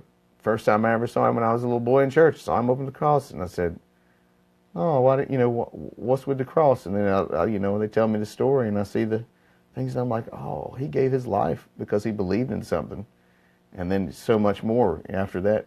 But I mean, once I saw he was willing to give his life, I'm like, "Well, I'm gonna definitely listen to whatever he's got to say, because he wasn't killing other people; he was willing to die for it." And that opened the door for me. And I hope his word opens doors for you as we study through it and read through it. And today has been the Torah portion of Yitro, and again, that's Jethro in English, and that's the section of the Torah where we first get the Ten Commandments laid out to us. So, Shalom, Baruch atah Yehovah Eloheinu melech olam. He is the King of the universe. Baruch haba Yehovah, be blessed in his holy name, and may everyone who has shared in this today, I hope it's enlightened you and lifted you up and given you a new perspective on the glory that is the Most High. And be blessed in his name. Amen.